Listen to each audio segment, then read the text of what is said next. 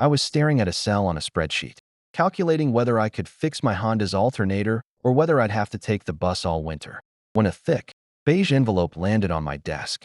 The air was thick with the scent of wealth, sandalwood, and expensive secrets. My boss, a woman who frequently fired employees for breathing too loudly in meetings, stood before me. "My wedding," she said coldly. I offered a perfunctory congratulation. She leaned closer, lowering her voice so no one in the open-plan office could hear. "Marcus, read this carefully. You will be attending as the groom." A quiet desperation permeated Tuesday mornings at Hayes Logistics. The coffee in the break room tasted like battery acid.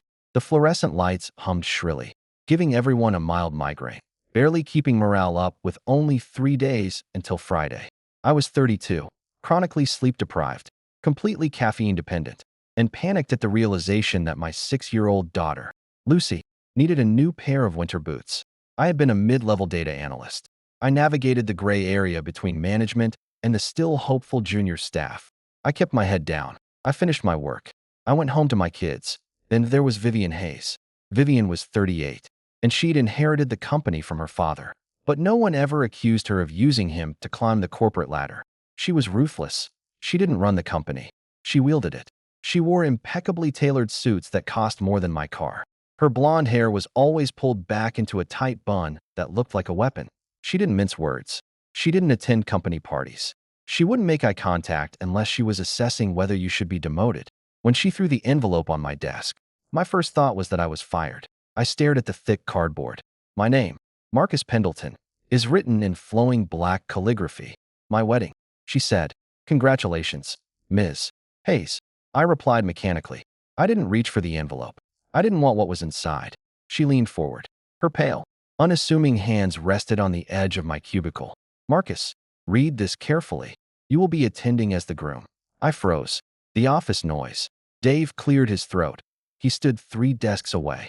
The clatter of keyboards and the distant roar of the photocopier seemed to vanish completely. I looked up at her. Her expression was utterly devoid of humor. There was no hint of amusement on his face.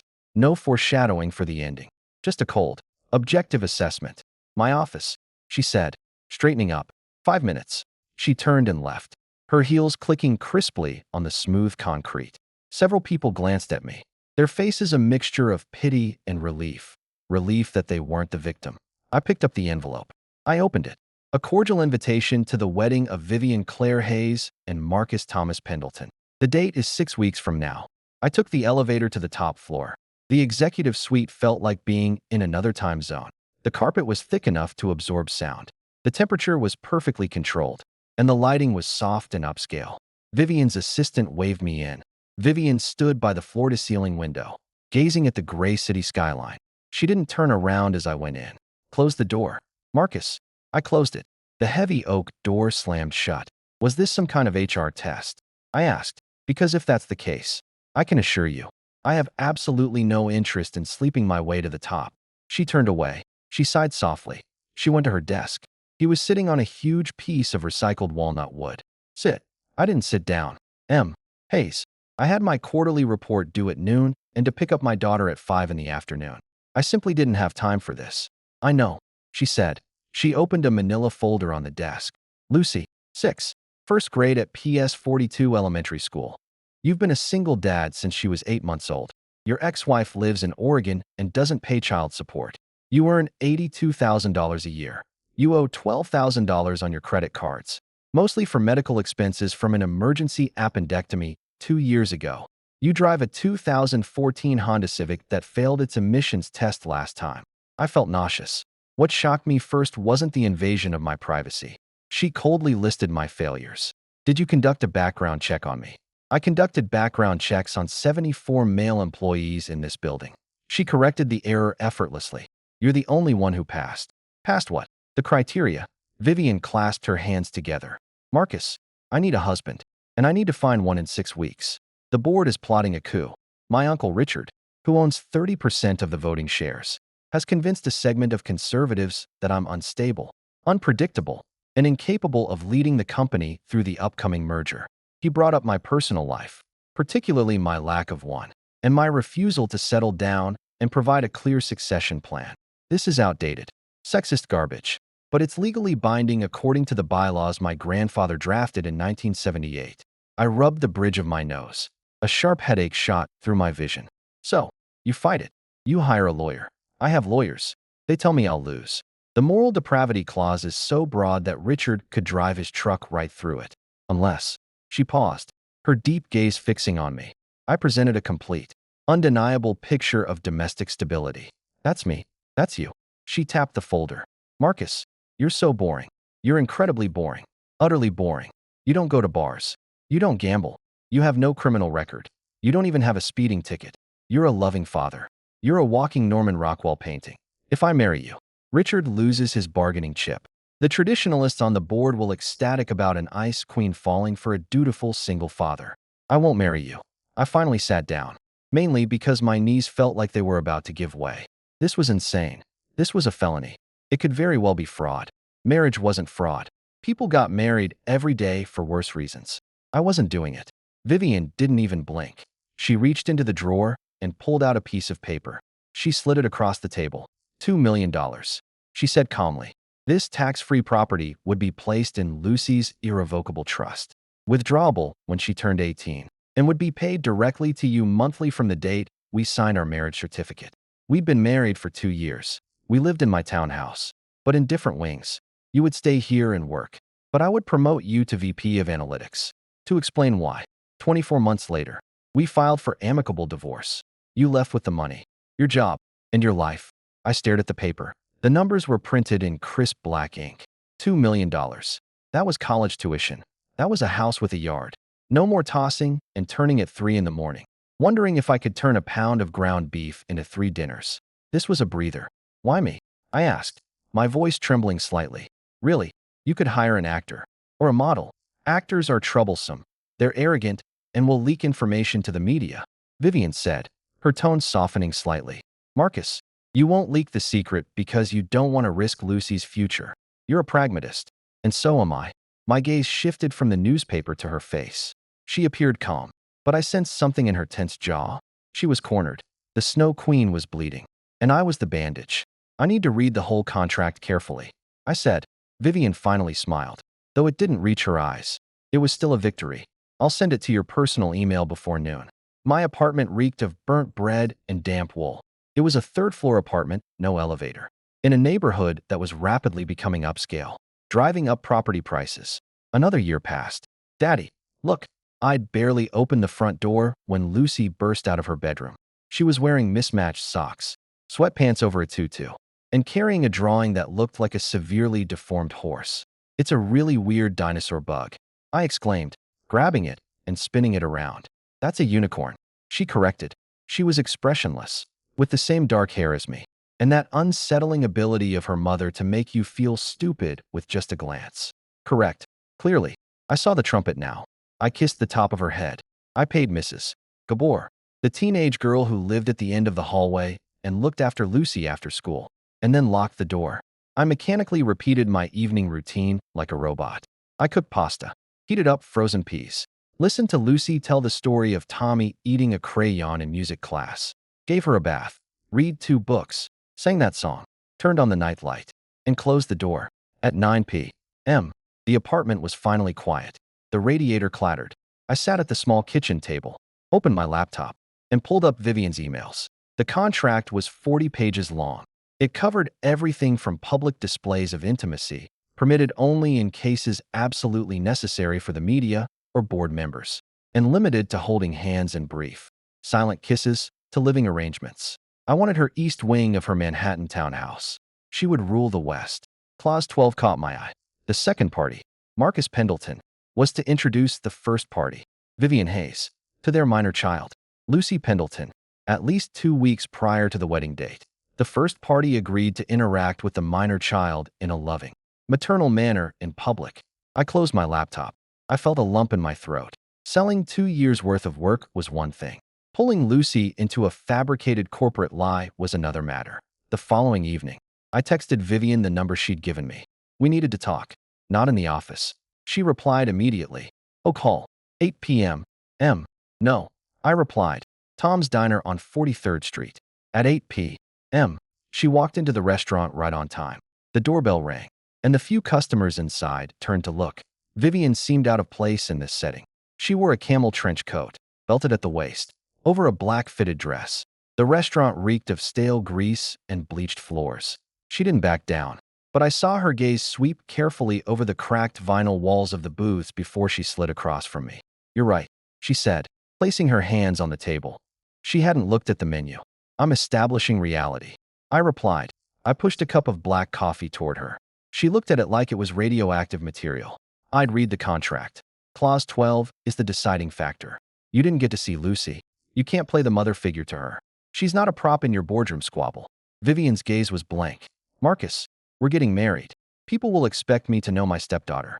If the board finds out I have nothing to do with her, they'll know it's all a charade." "I don't care," I said, leaning closer.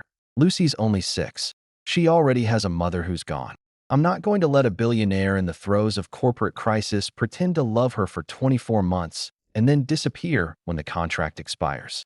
She won't understand it's just a job. She'll just think she wasn't good enough to keep you." Weaving stopped, for the first time since I'd known her. Her terrifying, ruthless CEO facade cracked. Her eyes widened slightly as she looked down at the table. Silence hung in the air. The waitress came over to ask if we wanted to order. She glanced at Weaving, then silently stepped back. "My father," Vivian's voice was lower than usual, "is a man. He built the company from scratch. He buys me everything I want. But he only shows up at my shows when there are financial reporters in the front row," she said, looking up at me. There was no warmth in her expression, but a sharp, profound insight. "You're protecting her," she said. Vivian reached into her pocket, pulled out a silver pen, and took the printed contract I had brought. She turned to page 14, crossed out clause 12 with 2 heavy strokes, and signed her initials in the margin. "Let's rewrite it," she said, handing the note back to me. "I am a busy stepmother who is a female executive. I often work late. I love to travel. I support her financially, but I am emotionally distant from her. Anyway, it fits my public image. No one will question that. You will remain the primary caregiver, just as you are now. I will not try to build a close relationship with her.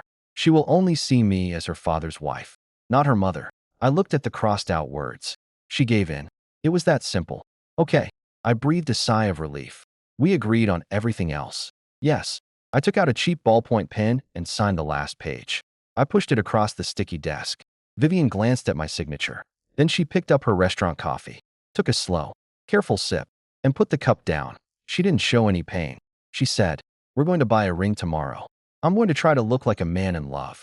Thursday morning, the rumor spread like wildfire through the office like a local earthquake. I wasn't the first to hear it. I sensed it. The conversation abruptly stopped as I walked toward the break room. The stairs. Dave from accounting watched me pour coffee, his neck nearly snapping. At 10 a.m., I had 20 messages in my inbox, all from people I hadn't contacted in a year. All of them were clumsy attempts to get information. At 11:30 a.m., my desk phone rang. Downstairs, the garage level. 5 minutes. Vivian's voice came through the receiver. Then the call dropped. I took the freight elevator down, avoiding the crowd in the lobby. A black sedan was parked by a concrete pillar, its engine idling. The back door swung open, and I climbed in. Vivian was typing furiously on her phone. She didn't look up as the car disappeared into the midday traffic. "They know," I said. "I knew they knew. I leaked it," she replied, pressing send and tossing her phone into her bag. "We need to build up the atmosphere before Saturday's charity gala. Richard will be there, and the whole board will be there. We'll be making our debut on Saturday. 2 days to go." I didn't have a suit for the charity gala. I knew. The car stopped in front of an unassuming shop on Madison Avenue. No window display, just a heavy black door with brass handles. The air inside was thick with the scent of cedar and wealth. A man with a tape measure around his neck practically slid toward us. "Ms. Hayes, as pleasant as ever," Thor said. He glanced at me, his gaze quickly sweeping over my loose trousers and slightly worn shirt collar. He didn't sneer, but he didn't need to. "Mr. Rossi," he needed a tuxedo. Midnight blue-pointed collar. "Must be here by tomorrow night," Vivian commanded. "Miss Hayes, tomorrow is too tight for a customer. Double the expedited fee. Make it happen." Mr. Rossi suppressed his objections and led me to a small table in front of a 3-sided mirror. For the next 20 minutes, I was repeatedly examined, measured, and fixed. Vivian sat on the velvet sofa, sipping soda, scrutinizing me with a critical eye. like a woman selecting a racehorse. Stand up straight. Marcus, she said once. You're hunched over. I'm trying to keep my balance. I mumbled. Back in the car, she handed me a small velvet box. The box was heavy. I opened it. Inside was a platinum ring set with a hazelnut-sized diamond. The dim car headlights shone on it, refracting countless rainbow-like rays of light. Put it in your pocket, she instructed. They'll ask to see the ring when you walk the red carpet at the gala. Just say you saved up for a year and picked it out yourself. Nobody will believe a data analyst earning $80,000 a year would buy a 4-carat diamond. This is an antique, she said calmly. It belonged to your great-grandmother. You had it reset. I snapped the box shut. You can say anything. That's why I'm CEO. Marcus, Saturday night. I was shot dead like a bullet. I stood before the mirror in the west wing of Vivian's townhouse, my new temporary residence, adjusting my bow tie. Mr. Rossi's suit, the impeccably designed tuxedo, was perfect. It subtly concealed my slightly drooping shoulders, making me look taller and more vibrant, as if I were in Vivian Hayes' world. Then, there was a knock at the door. Vivian stood in the hallway, wearing a backless emerald green dress that flowed like silk. For a moment, I held my breath. Tonight, she was not only powerful, but also breathtakingly beautiful. She looked me up and down and said, "Possibly." I replied, "You're beautiful." This was mainly because it was the truth, and also because I felt I should practice. She stiffened slightly and said, "Don't overdo it. Leave the acting to the cameras." The banquet was held at the Natural History Museum. The red carpet flashing lights, the reporters shouting, it was dazzling. After we got out of the car, Vivian took a deep breath, a seemingly dangerous yet incredibly genuine smile on her face, and took my arm. "Smile?" she whispered. "Teeth. Don't step on my dress." We got through that ordeal. She skillfully answered the reporter's questions. Yes, it was a whirlwind romance. No, she hadn't expected to fall in love in the office. We entered the huge hall with a blue whale skeleton hanging from it. A waiter handed us champagne. I immediately drank half of it. Vivian strolled past Marcus. Speaking softly, she was standing right next to me. She exuded the scent of jasmine and the cool air. "Oh, the happy newlyweds," I said, turning around. An elderly man with gray hair and a face as resolute as a granite sculpture was walking towards us. His tuxedo probably cost more than my college tuition. His eyes were cold and ruthless, fixed on me. "Uncle Richard," Vivian said, her grip on my arm tightening as if in warning. "I don't think you've officially met Marcus." Richard didn't extend his hand. He looked at me like I was a stain on a carpet. "Marcus, yes," the data analyst said. "From burying yourself in a cubicle to marrying your boss. That must be a huge leap."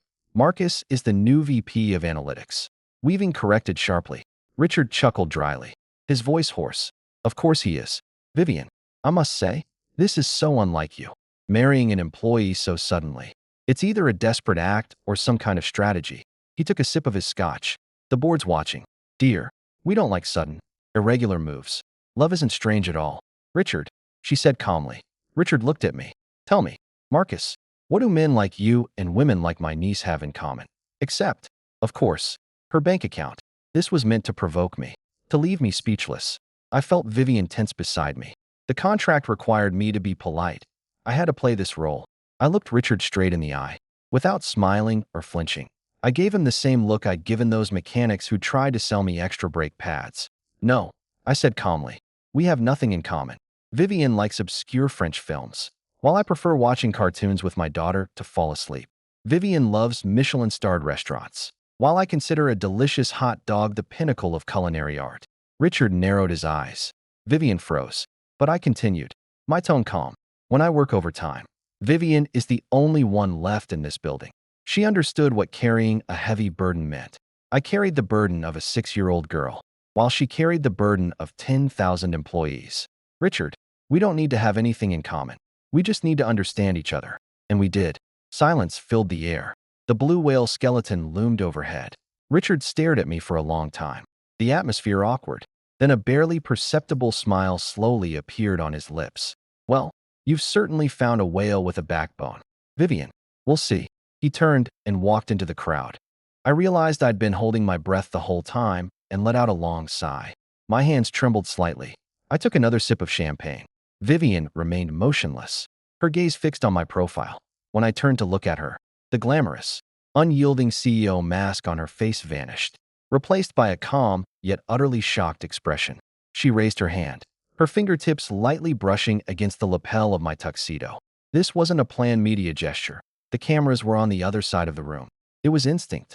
You didn't see this on the invitation, she said softly. I just wanted him to back off. I muttered, looking away. Marcus. I looked at her again.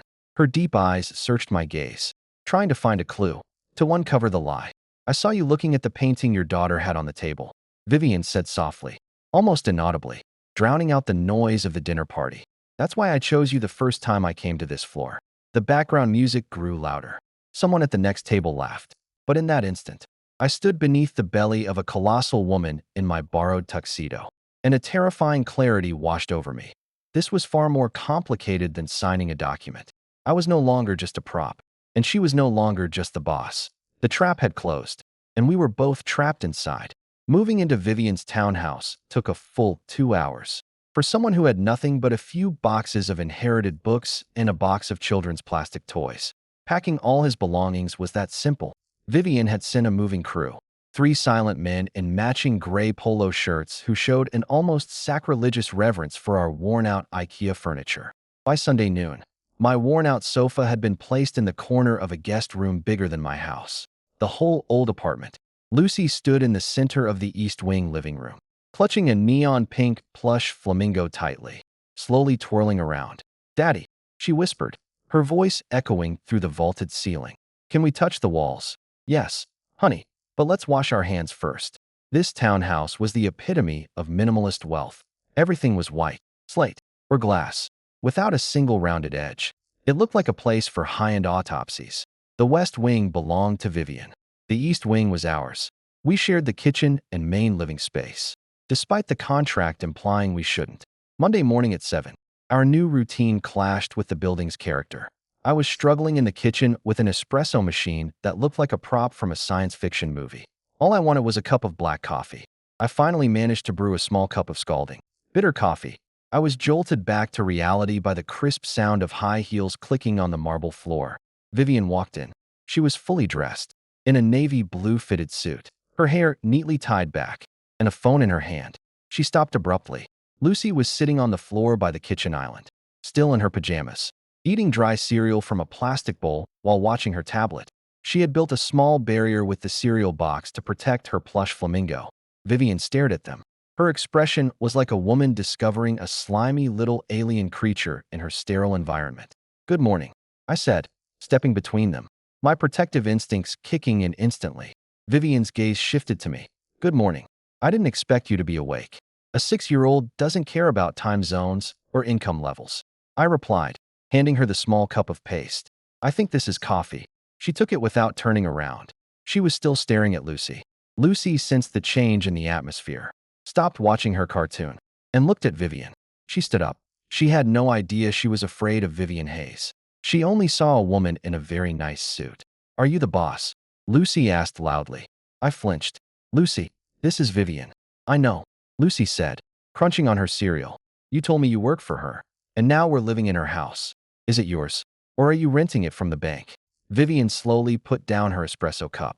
Her expression was completely unreadable. According to page 14 of the revised contract, she was supposed to ignore this. She was supposed to walk out the door, get into her waiting car, and crush the competition. Instead, she took 2 steps forward, the heels of her Christy Louboutin heels clicking crisply on the floor.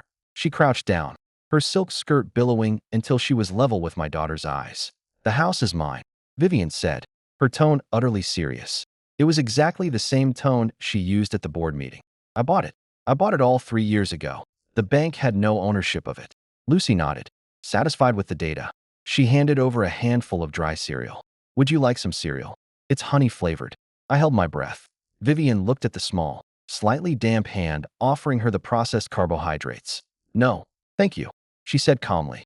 I have a breakfast meeting to attend, but thank you for your kindness. She stood up, smoothing her skirt, and looked at me. The car had arrived. See you at the office. We'll have the final tasting of the reception catering at 2 p.m. I'll be there. She turned and walked out. She didn't look back, but as she left, I noticed she didn't pour that awful espresso down the drain. She drank it. The next week was a chaotic mess of logistical tasks. By day, I was Marcus Pendleton, a newly appointed VP of Analytics, sitting in my glass-enclosed office that I hadn't earned, trying to do my job well so I wouldn't feel like a complete fraud. That evening, I became Vivian's fiancé, standing ramrod straight beside her at the cocktail party, performing our fabricated love story for anyone who asked. It was tiring, but effective. The company's stock price stabilized. The business media gave it extensive coverage. The Snow Queen Sol dedicated herself to a single father. Uncle Richard was unusually quiet. The story continued, but the silence in the townhouse was deafening. Vivian remained by her own wings. I stuck to my guns. We communicated through a shared calendar app. This was exactly what I had promised when I signed up. One deal, one performance. Why did my chest tighten every time I heard her front door open at midnight? Knowing she was having dinner alone in a 12-person restaurant. The wedding was held at the Pierre Hotel. It rained, not the gentle, romantic drizzle, but the cold, torrential downpour typical of New York, turning the streets into black mirrors. I stood in the waiting room next to the main banquet hall, adjusting my cuffs. My stomach felt like it was in a knot, filled with the smell of acid and cheap coffee. The room reeked of flowers and ozone. My best man was a guy named Greg from my old floor, mainly because it would look weird standing there alone. And Greg was the only clueless person who accepted the invitation without asking too many questions. Dude, Greg said, peering through the crack in the double doors. There were plenty of cameras out there. I saw the mayor. Did you invite the mayor?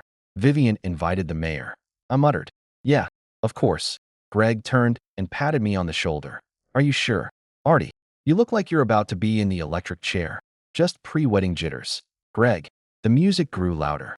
A string quartet played a slightly classical but completely unrecognizable piece. The doors opened. I walked toward the altar. Flashbulbs blared, like a broken rhythm. The banquet hall was packed with 300 people.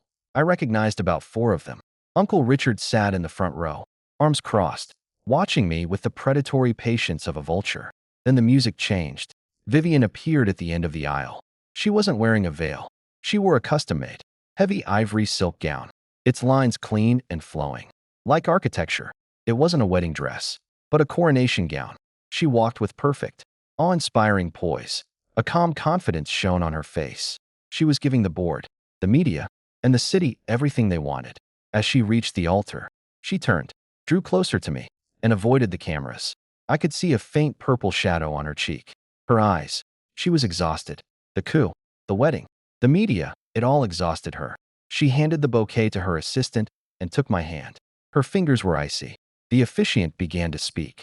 It was a jumble of cliches about love and partnership, vague and incoherent. The vows had been prepared beforehand by Vivian's PR team. They were safe, cold, and emotionally and legally binding. I, Marcus, will marry you. Vivian. I recited the vows. They were as jarring as ashes. I looked into her eyes. Her gaze was fixed a little above my left shoulder. She was lost in thought. She was just barely managing to get by on a business deal. In that moment, standing before 300 people, it suddenly dawned on me that she was all alone, with no family who truly cared for her, no friends she had hired. She said she was building her empire in a vacuum, wanting to possess and protect it. I gently squeezed her hand, just enough to draw her attention back to me. Her gaze snapped to me. I was startled. I didn't smile. I just looked at her, my gaze fixed on her intently. To steady her. I've got your back. I tried to tell her silently. It's just a job. We'll get through this. She didn't pull away. The stiff muscles in her shoulder relaxed about half an inch. She gripped my hand, her strength increasing until her knuckles turned white. I, Vivian, will marry you. Marcus, she said. This was the first time she had spoken today, and her voice no longer sounded rehearsed. It was soft, almost fragile. We exchanged rings. The heavy platinum ring slid like shackles onto my finger. The officiant announced that we were now husband and wife. You may kiss your bride now. Rule 4B. A brief silence for public viewing only. I leaned closer. She closed her eyes. I kissed her lips. It lasted only 2 seconds. She smelled of champagne and adrenaline. As we parted, the room erupted in applause. This wedding was a test of endurance. We moved around the room, shaking hands, smiling, striking poses. Vivian was flawless. She skillfully deflected Uncle Richard's. She was sharp-tongued and witty. Yet she also won over the traditionalists. By 11 p.m., the band began playing soothing music. and the dance floor was almost empty. "We have to dance the first dance," Vivian whispered, standing beside me near the ice sculpture. "The photographer needs this picture. The newspaper needs it tomorrow." "Okay." I led her to the center of the dance floor, placing my hand on her waist. I could feel the stiffness of her corset beneath the silk.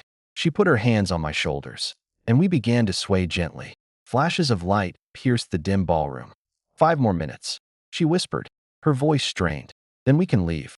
"You dance very well," I whispered. "Marcus, I'm exhausted." My migraine was throbbing. My head felt like it was going to split open, and my shoes felt like torture. "Lean on me," I said. She froze. "The media?" "Ignore the media. They have their chance. I'll have my back to the cameras. They'll only see my coat." "Lose weight." She hesitated for a long time. Then the unapproachable CEO of Hayes Logistics slowly exhaled and rested her forehead on my collarbone. She leaned heavily against my chest. I held her tighter, shielding her from the noise of the room, and supported her as we swayed to the music. "Thank you," she whispered against the fabric of my suit. "That's the role of the vice president." I replied softly. We remained in that position until the song ended. A couple posing as lovers danced in a room full of strangers, supporting each other in the darkness. By the third month, we had created a flawless, silent machine. I get up at 6 a.m., make breakfast for Lucy in the kitchen, and leave at 7:30 to take her to school before heading to the office. Vivian gets up at 5 a.m., drinks black coffee, and is usually out the door before I even turn on the stove. At work, we maintain a professional distance, occasionally having a well-timed open lunch at the company cafeteria to discuss quarterly forecasts. While to outsiders, we appear blissfully happy in our marriage. At home, the machine operates on an avoidance strategy. The townhouse is 12,000 square feet. We can even go 4 days without making eye contact. It's safe, completely in accordance with the contract. Then, at 2 a.m. on Tuesday, the machine breaks down.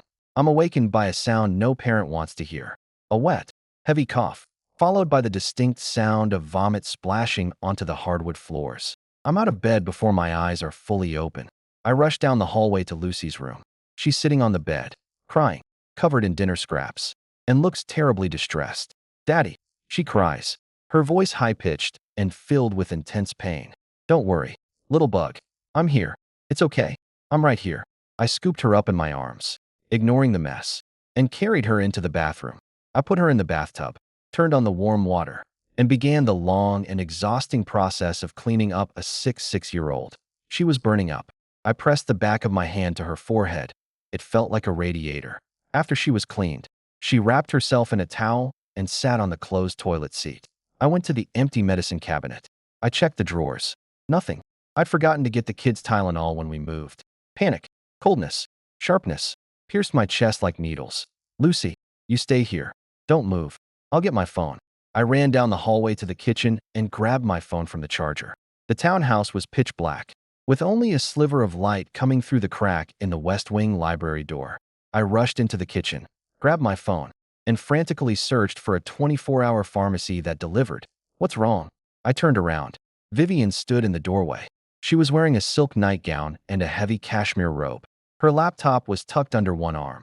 She looked alert, as if 2:15 a.m. was her most productive time. "Lucy's sick," I said, my thumb awkwardly groping on my phone screen. "I have a cold and a fever. I don't have any medicine. I'm looking for a pharmacy." Vivian gasped. She didn't offer empty sympathy. She squinted slightly, processing the information. "What do you need?" she asked. "Children's Tylenol, oral rehydration salts, a thermometer." Vivian placed the laptop on the kitchen island. She pulled her phone from her robe pocket. The local arms dealers weren't operating at this hour.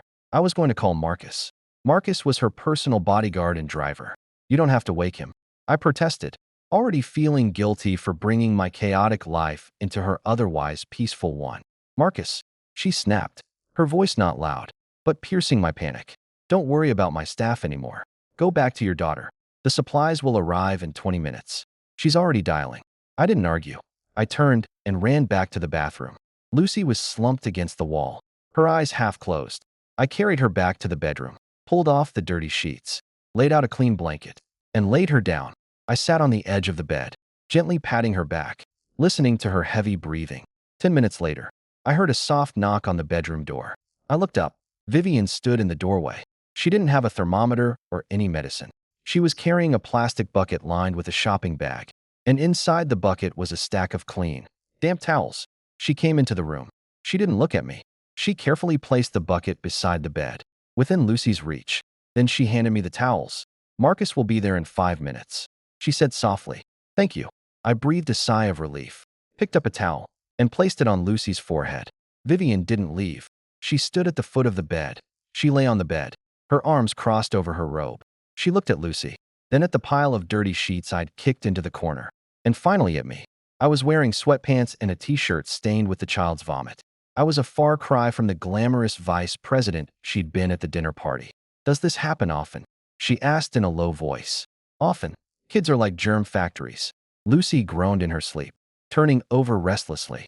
Vivian looked at her. In that instant, the heavy armor of the sail seemed to crumble. I saw a flicker of helplessness across her face. It was the expression of a woman accustomed to solving problems with money and forceful negotiation, suddenly faced with a problem that neither could solve.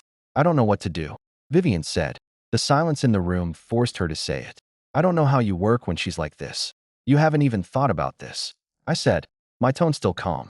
A hand rested on Lucy's back. "You just need to do what you're supposed to do. It's the same as what you do at work, except you're dealing with different stakeholders." A barely perceptible smile played on Vivian's lips. "I doubt my board members would like being compared to a sick freshman. They get angry just the same way." The front doorbell rang, a soft buzzing coming from the hallway. "I'll get it," Vivian said. She returned with the medication, opened the bottle, and handed me the syringe. I gave the syringe to Lucy, who drowsily swallowed the pill and immediately fell asleep again. I stood up, my joints cracking. The adrenaline rush had subsided, replaced by a deep-seated weariness. "I'll wash the sheets," I said, heading towards the corner. "Don't worry about them," Vivian ordered. "The housekeeper will take care of them tomorrow. Go to sleep, Marcus." I looked at her, looking at her intently. The corners of her mouth softened. "Thank you." "You," I repeated. I meant it, not for the medicine, but for you standing in the room. She looked at me for a long time. "Good night, Marcus." She turned and walked down the dimly lit corridor back to her room. The machine was broken, and I wasn't sure how to fix it. Sunday afternoon should have been safe. It was raining outside, the cold November rain casting a gray veil over the city. Lucy was building an elaborate castle with magnetic tiles in the living room. I was frying ground beef in the kitchen, preparing a pot of chili peppers to last us 3 days. Vivian was in the West Wing, probably at work. I hadn't seen her since Friday night. Since the night Lucy fell ill, there had been a subtle shift in the air. Those rigid boundaries no longer felt like concrete walls, but more like glass. We still hadn't crossed them, but we could see each other through them. At 2:30 p.m., the intercom on the kitchen wall crackled to life. I wiped my hands. He grabbed a towel and pressed a button. "Yes, Mr. Pendleton," came the building janitor's voice. "Richard Hayes is downstairs. He said he had an urgent delivery to Ms. Hayes." A chill ran down my spine. "Uncle Richard doesn't do emergency deliveries. He used to ambush people. Let him up," I said calmly. I released the button and dashed down the hallway to the West Wing. I didn't knock, just pushed open the heavy oak door. Vivian was sitting at her desk, surrounded by stacks of spreadsheets. She looked up, a flash of annoyance at being interrupted in her eyes. "Richard's in the elevator," I said. The annoyance vanished instantly, replaced by a chilling panic. She stood up. "He's here now. He's conducting an audit," I said. "He wants to see our lifestyle. He wants to find something on us." Vivian looked around her spotless, cold sanctuary. There was absolutely no trace of me in the West Wing. No men's shoes at the entrance. No shaving cream in the bathroom. No second coffee cup on the desk. "The master bedroom," she said tautly. "He'll ask to see it. He wants to see the house. If he sees my bedroom, I'm finished." I ran back to the East Wing. I grabbed a pair of leather shoes from the closet, took my watch from the bedside table, and picked up a half-read red paperback from the bed. I grabbed a dark blue tie draped over a chair. I dashed across the townhouse and rushed into Vivian's bedroom. It was my first time in this bedroom. The room was large, decorated primarily in charcoal gray and cream. The bed was perfectly made, not a single wrinkle on the blankets. It looked like a luxury hotel room, awaiting a guest who would never arrive. I roughly threw the shoes onto the floor next to the closet, the shoes crooked and sprawling. I tossed the watch onto the bedside table, next to her expensive face cream. I threw the paperback onto her pillow. pages facing down. I draped the tie over the back of the velvet armchair. I glanced at the bathroom door. I ran in and pulled a toothbrush from my pocket. I had just grabbed the toothbrush from the sink and stuffed it into my pocket. I poured the water into the heavy glass next to her. "Marcus," Vivian called softly from the hallway. "He's in the door." I rushed out of the bedroom, nearly bumping into her. She was breathing heavily. "Take a deep breath," I said, grabbing her shoulders. "We live here. We're married. We're making chili. You love chili. I hate chili today. You love it." The doorbell rang, dull and forceful. Vivian's expression instantly shifted, reverting to her CEO persona. She went to the front door and opened it. Richard stood there, holding a bottle of wine. He wore a tweed tracksuit jacket, a sly smile playing on his lips. "Vivian, darling," he said softly, stepping in without invitation. "I just happened to be nearby and found this wonderful bottle of Beauvoir. And I thought of you." "Richard, what a surprise," Vivian said flatly. "You should have called." "Nonsense. Family doesn't need appointments." Richard handed her the bottle. His gaze had already swept across the foyer, past her, and into the living room. He saw me standing by the kitchen island, a wooden spoon in my hand. "Looks like Marcus is playing house." "I'm cooking," I corrected calmly. "Nice to meet you." "Richard, where's the little guy?" he asked, walking deeper into the apartment. "Right here." Lucy emerged from the living room. She carried a magnetic cube into the room. She glanced at Richard, clearly disliking him. I could see her shoulders hunched, almost to her ears. "Humph. This is a ready-made home, isn't it?" Richard chuckled softly. "This place is beautiful. Vivian, I haven't been here since you renovated. May I look around?" It wasn't a request. He was already heading down the hallway. Vivian and I met eyes, and she nodded slightly. "Be prepared." She followed behind him. "Sure, though it'll be a bit messy. Sunday chores." Richard chuckled dryly. "I'm sure this place is spotless. Vivian, you can't stand dirt and mess." He walked through the living room, noticing the toys. He glanced at the kitchen and saw 2 plates on the counter. Then he turned into the hallway, towards the west wing, toward the master bedroom. My heart pounded. I followed behind them, keeping a distance. Richard pushed open the master bedroom door and stopped. His gaze swept across the room. He saw my messy pile of shoes beside the closet. He saw my cheap Casio watch next to Vivian's La Mer face cream. He looked at the bed and noticed the open paperback with its curled corners on the pristine white pillow. He saw my tie draped over the chair. I saw the muscles in his jaw tighten. He tried to find a way in, but he didn't. All he saw was a room that looked like it belonged to 2 people. "Cousin," Richard said. The words sounded like ashes to him. "Marcus reads very late," Vivian said calmly, walking past him to pick up the paperback. She closed it and placed it on the bedside table. "This is driving me crazy, but we've compromised." Richard stared at her. He knew she was lying. He knew this marriage was entirely a strategic defense, but he couldn't prove it. The evidence was right in front of him. "Fine," Richard said, turning away. That affable uncle image was rapidly disappearing. "I won't stop you from eating chili peppers." He went back down the hallway, retrieved his coat from the foyer, and opened the front door. He gave me one last look. "Enjoy yourself, Marcus," he said softly. "Elders eventually fall." He walked out. The heavy door behind him clicked shut. Silence fell over the townhouse. Vivian stood in the middle of the foyer, staring at the closed door. Her shoulders trembled, not from fear, but from anger. "He hates me," she whispered. "He hates that my father left me the company, and he'll spend the rest of his life trying to destroy it." I walked over to her. I hadn't thought about the contract. I hadn't thought about boundaries. I reached out and placed my hand on her back. She wasn't used to the touch and flinched slightly, but she didn't pull away. "He didn't find anything," I said softly. "The board didn't affect you in any way. You won today." Vivian turned to look at me. Her eyes were deep and unfathomable, staring into mine. The armor was gone again. "We won today." I glanced at her. A sense of foreboding washed over me, and I didn't want these 2 years to end like this. I wanted to fight Uncle Richard. I wanted to stand in this foyer. I said softly. "We won." 14 months into our 2-year partnership, the machine hadn't just broken down. It had quietly rewritten its code. At first, the change was subtle. Vivian would leave her room an hour early every morning and work on her laptop at the kitchen island while Lucy ate breakfast. She didn't read to Lucy or play with her, but she started correcting Lucy's spelling mistakes. By the 16th month, Vivian fired Lucy's after-school babysitter and rearranged her work schedule to work at the townhouse on Tuesdays and Thursdays. When I asked her about it, Vivian told me, "It's more efficient this way." My gaze remained fixed on the quarterly financial report. The nanny was disorganized. The quiet environment at home helped me concentrate. I didn't point out that a 6-year-old watching cartoons in the next room was the complete opposite of quiet. I simply poured her a cup of coffee and then got to work. By the 20th month, the company had completed the merger. Uncle Richard's faction had been utterly defeated. Their shares were diluted, and their voting rights vanished in the face of Vivian's absolute victory. The media lauded her as a visionary leader. The entire board rose to applaud her. The war was over. She had won, which meant our day had come to an end. It was late December.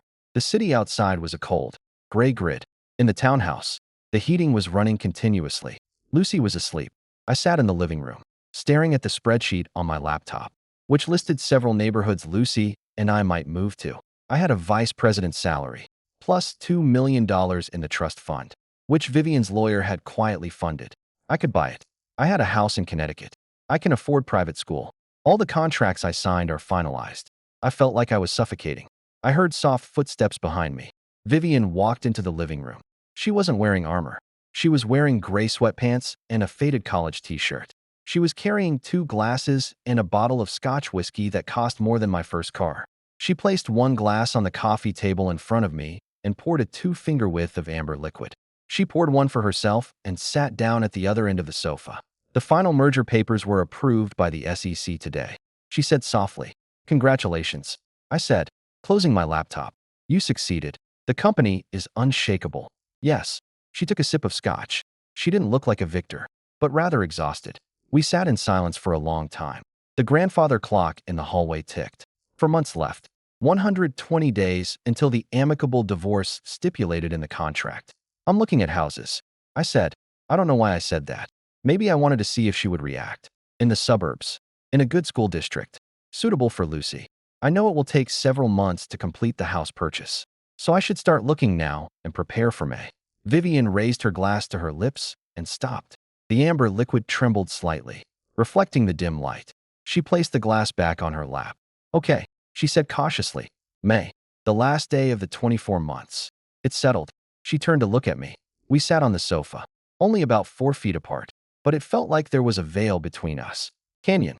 Her eyes were deep and unfathomable, scanning my face as she had scanned my documents when she handed me the wedding invitation. The invitation. "Is this what you wanted, Marcus?" It was what we agreed on. I changed the subject. A tightness in my chest. "You get the company. I get Lucy's security." We shook hands goodbye. Vivian gently set her glass down. "I asked what you wanted, not what we agreed on." "I want my daughter's safety," I said. "And I also want." I hesitated before managing to get to the point. "I don't want to pretend anymore. I don't want to think about whether you care about her losing her first tooth or just see it as another obligation." Vivian flinched. "Of course I care," she said softly. "I know she likes honey cereal. I know you drink black coffee and check the locks twice every night." She walked to the window, crossing her arms tightly. "My father built a company, not a family," she said softly. "He taught me business, not relationships. I chose you. I chose certainty. You're just a transaction to me because I know the cost." She turned to look at me. Her eyes were bright, wary, and held a hint of fear, but I don't know how to calculate it. "Marcus, I don't know how to balance the books when I walk into this house. The only thing I care about is whether you're both here." I stood up and walked over to her, stopping just inches away. "Then throw the books away," I said softly. She looked up at me. "I don't know how. I'll teach you." I reached out and stroked her cheek. My thumb lightly brushed her cheekbone. She didn't freeze or pull away. She leaned on my hand, closed her eyes, and exhaled a long breath, as if it had been building up in her chest for 20 years. I kissed her. This wasn't to appease the media, nor was it a cover-up. It was a desperate, real, terrifying kiss. She kissed me back, her hands gripping my shirt tightly, as if I felt like I was drowning, and I was the only solid thing in the world. When we finally parted, the silence in the room changed. It was no longer that suffocating, escapist silence, but a truce. "We have 4 more months," Vivian whispered against my chest. "As long as you want," I replied. May 12th is the 2-year anniversary of us standing at the Pierre Hotel, lying to 300 people. We went into the conference room on the top floor of Hayes Logistics. The lawyers were already waiting. 3 of them. They were dressed in sharp suits, but their faces wore professional indifference.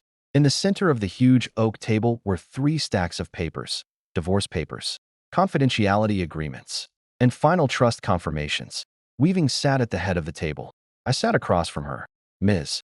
Hayes and Mr. Pendleton, a man named Sterling, the lead attorney, said calmly, "Everything is done according to the prenuptial agreement. If you sign the divorce papers today, the court will process it within 30 days. The $2 million trust fund has been irrevocably secured for the minor children." Sterling slid a heavy Mont Blanc pen toward me. I looked at the pen. I looked at the documents. Then I looked at Vivian. She was dressed in armor, a charcoal gray suit, her hair neatly tied back. She was expressionless. For the past 4 months, we had lived like a real family. We had dinner together. We had movies. We had slept in the same bed. But we hadn't had a proper conversation today. We had let time slip by, too pragmatic, too afraid of violating the explicit terms of the contract. It was a business deal, and the deal was done. I picked up the pen. It felt like it weighed 100 pounds. "Marcus," Vivian said. I stopped. I looked up. "Sterling," Vivian said, her eyes never leaving me. "Leave us." The lawyer blinked. "Ms. Hayes, we need to witness these signatures." I said, "Leave us." She repeated, her voice turning chillingly cold, sending shivers down the spines of the executives. The 3 lawyers rose in unison, grabbed their briefcases, and left the room. The heavy mahogany door clicked shut behind them. Only the 2 of us remained. Vivian looked at the stacks of documents on the table. Then she slowly reached out and pulled the divorce papers to herself. She said calmly, "The merger was a success. I have complete control of the board. Richard lives in Florida and has completely divested. The company is more profitable now than it has been in the last decade." "I know," I said. I felt a void in my chest. "You got what you wanted. I got what I negotiated." She corrected. She picked up her pen. "When I drafted this contract, I considered every possible variable. Public relations crisis, stock price fluctuations, board intervention. I assessed all the risks." She looked at me, and for the first time all day, a crack appeared in her hardened armor. But she said, "I didn't include you. I hadn't considered that I would start looking forward to returning to that house that once felt like a museum. I hadn't expected Lucy to leave her plastic dinosaur in my briefcase. I hadn't considered that you would see me as a person, not a bank account." Vivian stood up. She picked up the divorce papers. She deftly tore the 50-page document in half. The sound of tearing paper was loud in the empty conference room. She tossed the 2 halves onto the table. "I'm the CEO, Marcus," she said, her voice trembling slightly, completely lacking its usual calm precision. "I wouldn't make a bad investment. Letting you walk out of this building would be the worst financial, logical, and emotional decision of my life." I stared at the torn pieces of paper. It was as if the weight on my lungs had suddenly lifted. I stood up. I walked around the huge oak table until I stood before her. "So, what's your offer?" I asked, trying to keep my voice steady, even though my heart was pounding. Vivian looked up at me. A faint smile flickered across her lips, finally reaching her eyes. She said it was a contract renegotiation. No expiration date, no separate wings, no false timelines for the media. "And Lucy's using the East Wing as a game room," Vivian said without hesitation. She no longer called me boss, but Vivian directly. She was a tough negotiator. "You might have to bribe her with honey cereal." I had the funds. I laughed, a deep, relieved laugh. I reached out and pulled her into my arms. She nestled into my embrace naturally, burying her face in my shoulder. She wasn't lifting me up for a photo op. We weren't swaying in a ballroom full of enemies. We were just the 2 of us standing in a conference room, finally about to leave work. "I love you," I said, stroking her hair. This was the first time we'd said those words to each other. And Vivian looked up.